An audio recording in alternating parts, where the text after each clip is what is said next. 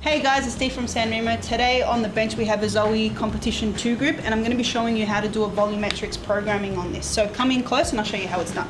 First things first, you're going to need to load your group handle up with coffee. Once you've done that, place it back into your group head. Activate and hold button number 5. So you've got 1, 2, 3, 4, 5. Hold down. Once it illuminates and starts flashing, like so, grab the vessel that you want to use to catch your coffee in and activate the shot. You'll see that both of them will be on.